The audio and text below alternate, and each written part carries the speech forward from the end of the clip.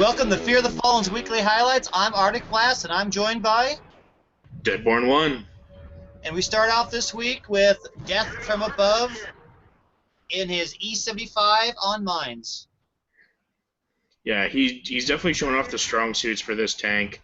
I know he's not very comfortable with it at times, but he still likes it overall. Yeah, and I mean, it can take a pretty good beating and ricochet, most tanks, especially when he doesn't have to deal with any tier 10s here. Yeah, this thing's a monster at its own tier. Yeah, and he also makes some pretty smart choice of positioning, using that, some side scraping to minimize the big guns being able to bear down on him. And then this poor guy, I don't even know what the heck he's doing here. Track repair, drive on.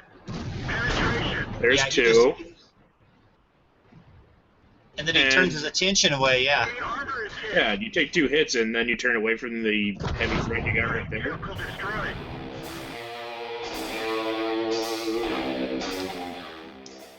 Next up, we have Shadowhawk in his Kpfw battling it out on Fisherman's Bay. Yeah, definitely the Kpfw just going to work and just showing the strength of this tank. And honestly, with a bit more help, I think he could have done a lot better if he had some help from his teammates. So. Yeah, I mean, as it was, I mean, him and that AT-8, I mean, they did a really good job holding the city by themselves.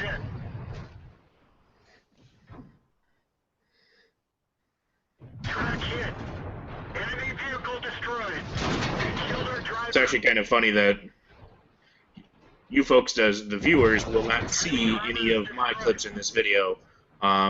Shadow was actually the one who was just about got me in the first set of videos, but I got 2 in a row, so gonna kind of back off. Yeah. Poor Shadow here, though. Him and that AT-8 trying to make up for the lack of the rest of the teams battling, and they have to deal with everybody right there at the end. And we're done for. Everyone get out. Kpfw can't win them all. Yeah, dude, that guy came in, just kill was the only thing on his mind. But he did get his marks of excellence. Finally in it. But here we have Fire Blaster Boy in his Battle Toaster, showing both its strengths and its weaknesses. In my personal opinion, and I see more weaknesses than I see strengths in this tank, but the gun depression on here is very much a strength. Yeah, as and if you have, see there.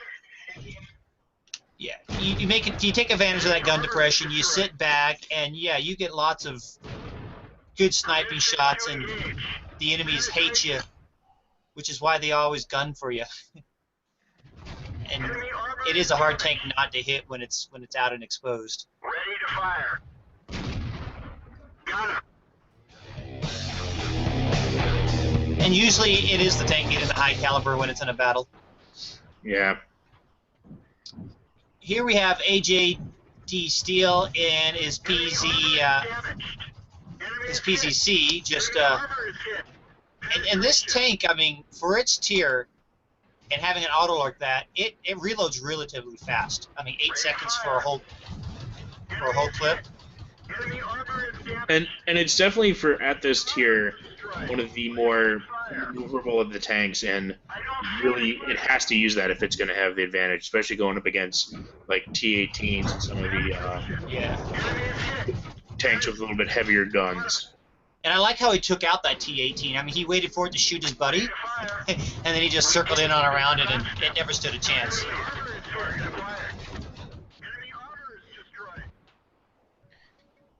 And really this is a great tank, just spamming ammo. And low tier players do not ever do this. You see him, watch where his teammates are on the other side. Okay, and there it is.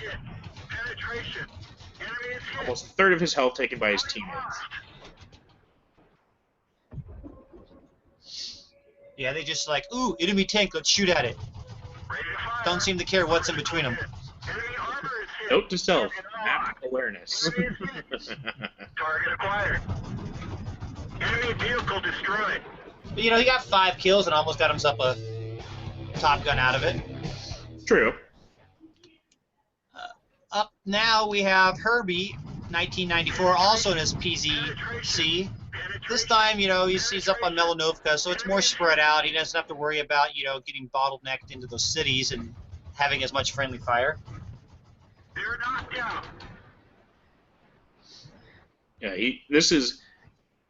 and what he's doing is just picking off individual attacks, not really getting himself into those huge, like, 3-on-1 fights or 2-on-2, 3-on-3, however it may be. He's just getting into those positions where he can take out one person at a time and move on. Sort of like, you know, sort of like a wolf, you know, dealing with elk and deer. You know, it always takes out that one lone one by itself first.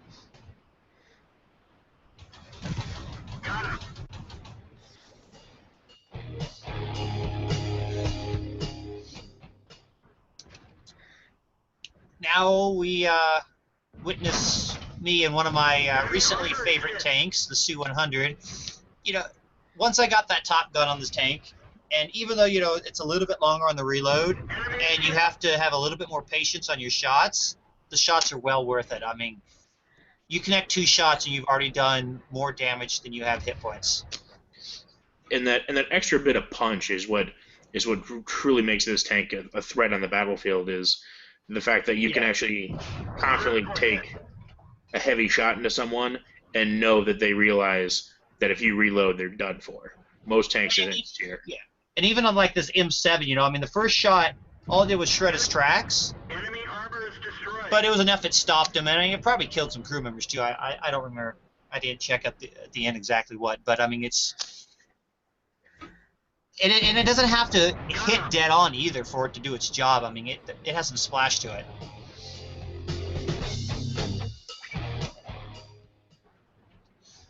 Here we have Crazy Bob 82. He just recently started going up the Russian medium line, and he seems to be enjoying it. I mean, I think he got burnt out on the German heavies.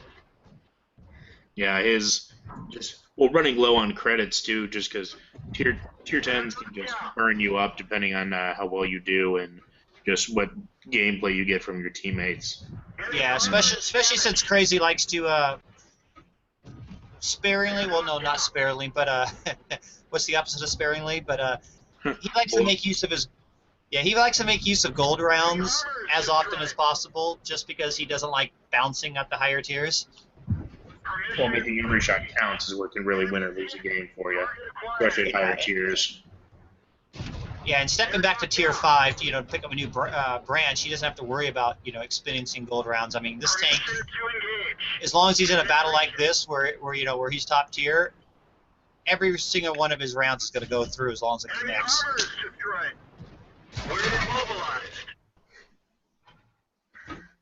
And this birch gun, thinking twice about having shot at him. I just question the lack of movement on the birch gun, realizing you've taken your shot, but I don't know if he was tracked or just going to get away, but regardless, Crazy Bob came out with a good game.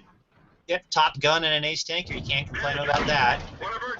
Here we're joined by Fireball 2561, and he is showing what happens when you reach the end of the Russian medium line. I mean, just look how far out he is when he takes most of these shots.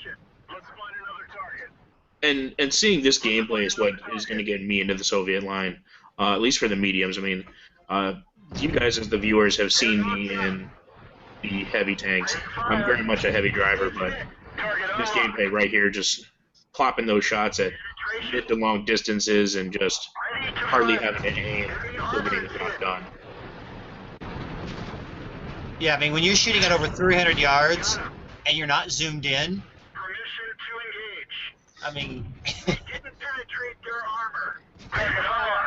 there's no room for complaining, you know. I mean, it's just. And then the profile of this tank, able to use another medium tank for cover. Enemy is hit.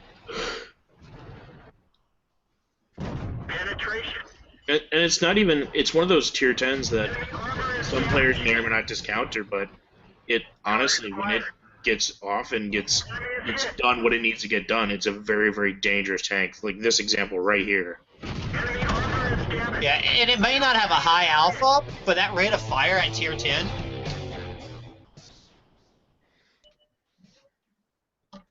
Here we have penguins. Once again, it is Penetration. T69. I mean, and Tank is hit. Enemy armor that is poor damaged. tank. I mean, when you get led by T69 Enemy armor and it is hits you and destroyed. shreds your tracks on the first shot, I mean, it's just, you know, no choice but to sit there and wait to get blown up so you can disconnect. And the cool thing I like about this tank is the fact that, as opposed to the French tanks, Penetration. this thing, you can empty a clip at someone, Penetration. but with French tanks, I've noticed you have to empty the clip and run away immediately. Enemy With armor this is guy, destroyed. he's sticking around in the general area, but not coming up in the same places. Penetration. Yeah, and just look at that low, too. I mean, Penetration. to have 4 penetrating shots on a low, I can't think of any other tank that has that much success against one. Enemy armor is hit.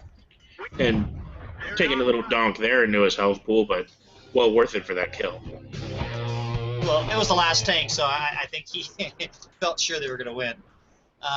We wrap up this week with Space Ace in his T110E5, and he absolutely loves this heavy and this tier 10. I mean, it's not just because it's the only one he has. I mean, he purposely chose Penetration. to grind down this line because he wanted this tank, and he has no regrets. Penetration.